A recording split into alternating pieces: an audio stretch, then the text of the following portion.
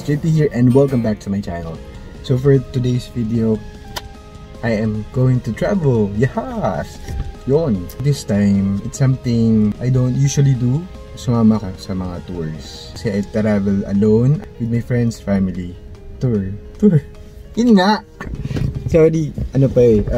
I'm too early sa call time namin. So today, I'll do that again. If you want to know the travel and tour company, you can see that in the description box. Yan, lalagay ko naman yun doon. So you can also check out their Facebook page. They have not just local but overseas trips as well. And I'm thinking of something different for this vlog. Something that I have not done. Akala mo, ang dami ko ng vlog, no? Akala mo naman, yan.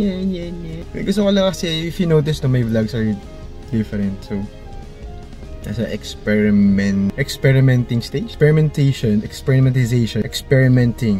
Fill in the blanks, multiple choice. Yan. So, it's just going to be a day tour. Oh! Pa yan.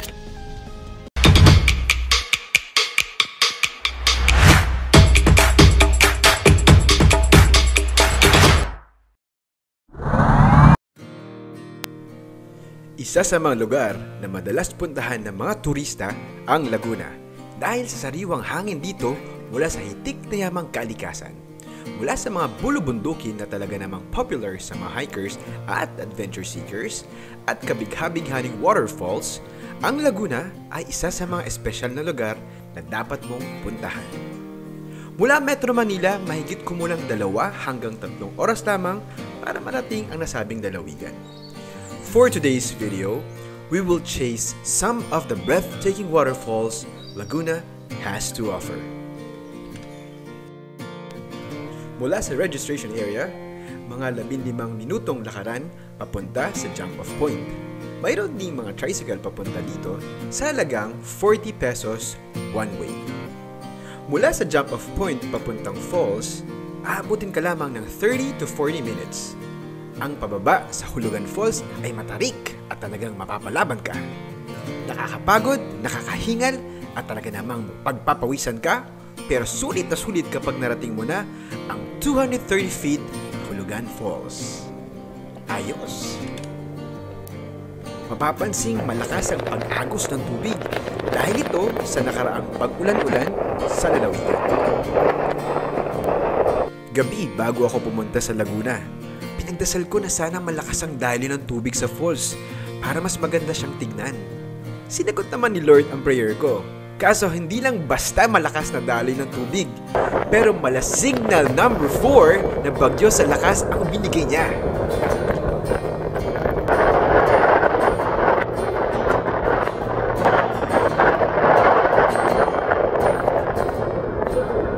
Sumunod naming pinuntahan ang Aliw Falls na may taas na 82 feet na natagpuan sa Barangay San Jose. Mula sa Lokban Highway via Pagsanhan and Cavinti Towns, bago marating ang bayan ng Luisiana, hanapin ang Daffy Resort dahil dito magsisimula ang jump-off point. With a registration fee of 20 pesos and entrance fee for the same amount, with 300 pesos guide fee for the group, mararating mo na ang isa sa pinakamagandang falls sa Pilipinas. Maputik pero madali lang ang pagpunta sa falls mula sa jump-off point. Along the way, makikita nyo ang Dapi River at ang apo ni Aliw Falls. Ayon sa aming tour guide na si Kuya Henry, ang apo ni Aliw Falls ay lumalabas lamang tuwing tag-ulan. Makalipas ang 30 minutes na pag-check, narating na namin ang Aliw Falls. Sadyang nakakaaliw nga ang talon na ito dahil sa kanyang angking kagandahan. Hi guys, JP here and welcome back to my channel. Hindi ko na napigilan ang mag-posing at lumapit sa falls dahil sa ganda nito. Paalala lamang sa mga viewers natin na kapag ganito kalakas ang daloy ng tubig, hindi pinapayagan ang mga turista na maligo for safety reasons. Tempting pero mas minabuti ko na magtampisaw na lamang sa gilid ng talon.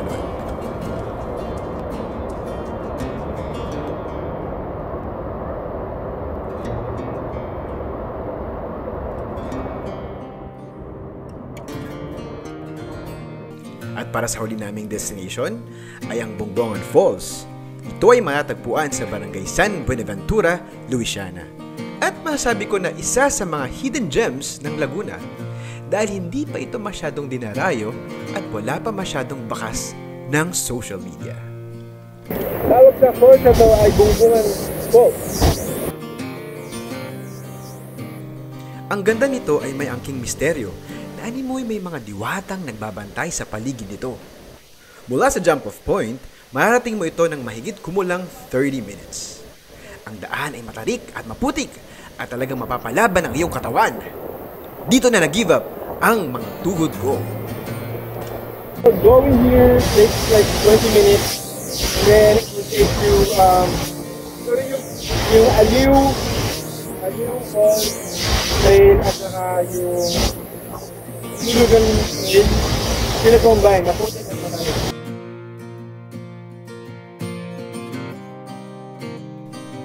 Talaga namang worth it ang biyahe, ang pagod at puyat. Pero nakakapanlumo lang na may mga tao pa rin hindi marunong pangalagaan ang ating kalikasan. Kailangan nating tandaan na kapag inabuso natin ang kalikasan, tayo rin lahat ang mahirapan. So habang may panahon pa, alagaan natin ang ating kapaligiran.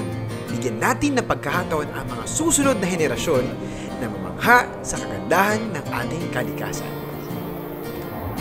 Thank you guys for watching! Don't forget to like and subscribe sa aking YouTube channel at i-click ang notification bell para updated ka sa mga happening. Always keep safe, choose to be happy!